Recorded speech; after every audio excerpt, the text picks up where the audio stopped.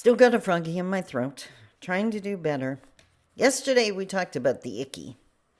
We talked about the city of Thunder Bay and how silence is acceptance and how there's some crap happening here that needs to be shut down. People bringing their ugly here. We got enough ugly of our own that needs to get kicked out. I wanted to go to the other side of the feather now and talk about something that fascinates me and makes me smile and just makes me so thankful to be alive. I'm talking about our elders, specifically Indigenous elders in this case, and especially the quiet ones. Let's talk about it.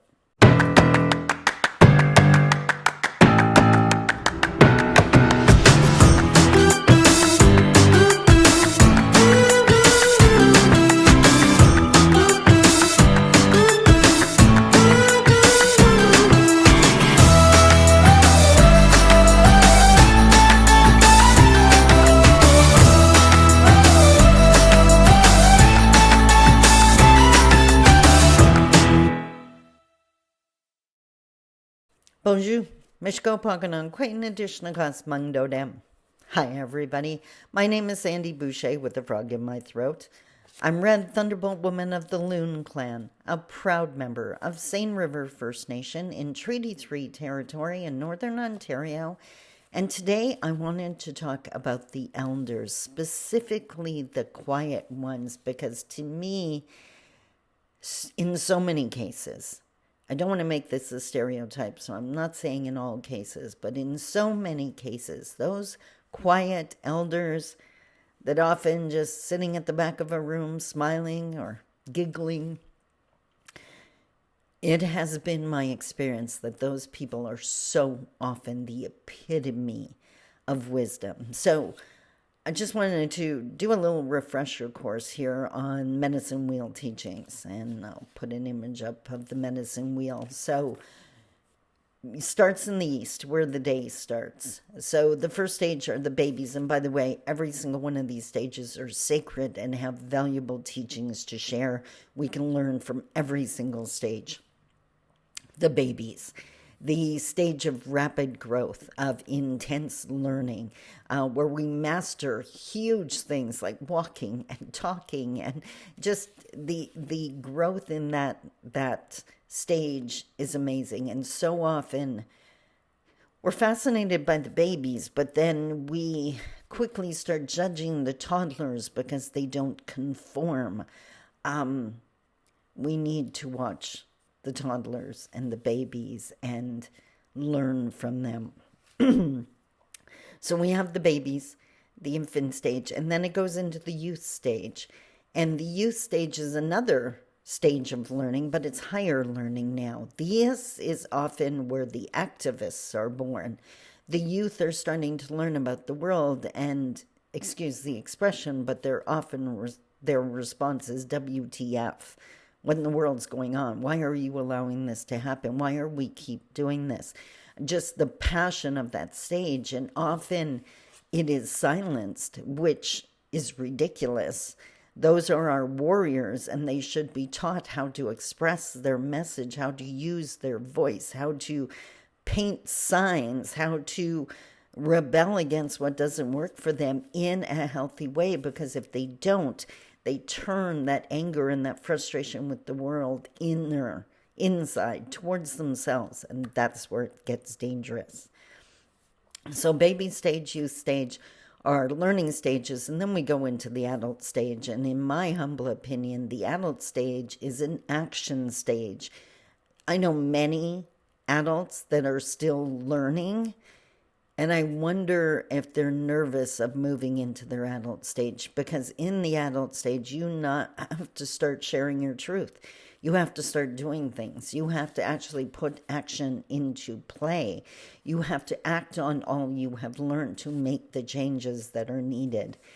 And then, of course, last but not least, the elder stage. These are the people that are now passing on their wisdom, that are now looking to others, still learning, still growing, but they have the benefit of having done the full journey. And in many indigenous cultures, Anishinaabe for sure, we value our elders. It's sad to see what happens to elders in mainstream that just disregarded. You're not useful anymore. You're not that little worker bee, which is so incredibly sad because we can learn so much from the elders. And most elders, excuse me. Now, some elders, you can tell the new elders. That's the way I'm going to put it. And if you imagine they're on that line between adult and elder, because ego is still driving the bus. And they're talking about all they know and all, chest puffed out. Beware. The most amazing and powerful elders are incredibly humble. They are the ones sitting at the back of the room. They are the ones often smiling. They may nod. They may look at each other with that knowing grin. They often do not say anything. And here is why.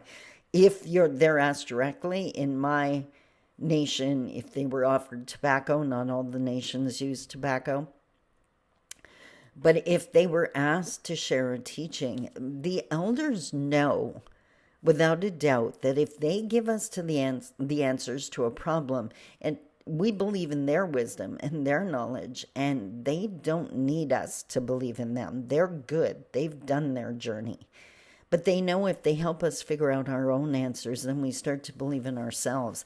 And that is what is needed to make the changes that need to happen.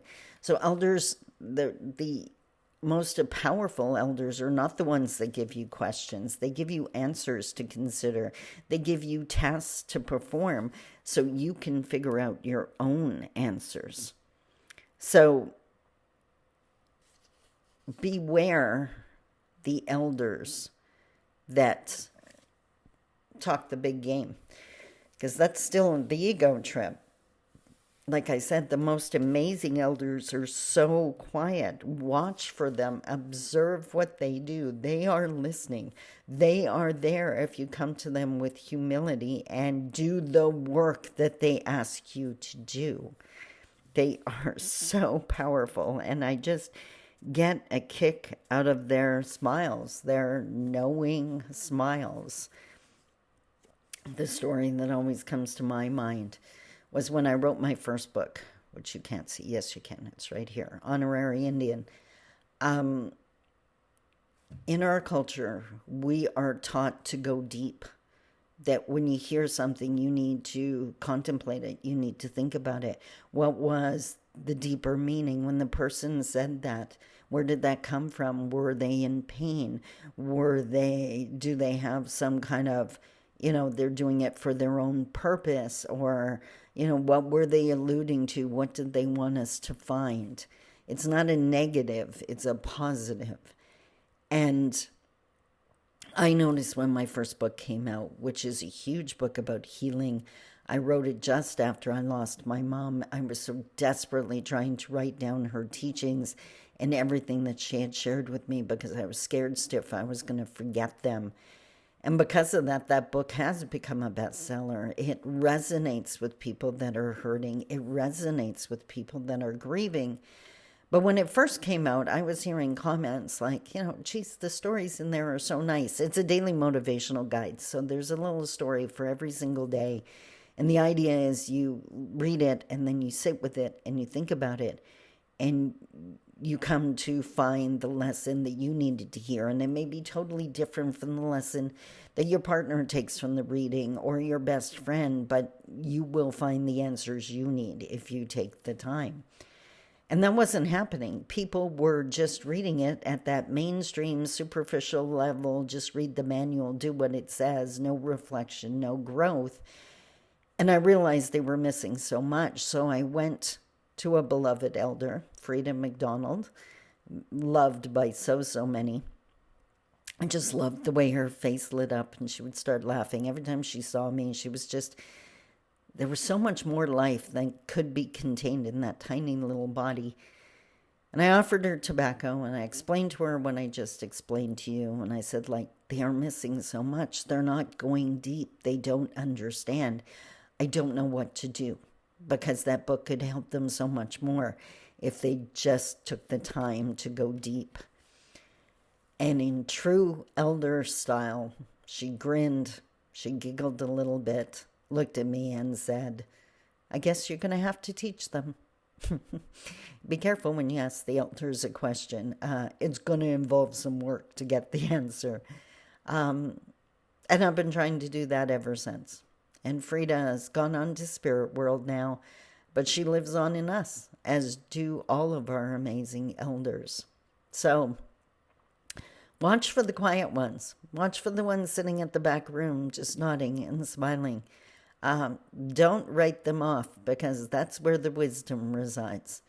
And if you build trust with them, you might actually be able to benefit for it. Not because you can go off and brag about it, because if they sense ego in you, they're going to tell you it's a really sunny day and that's about it.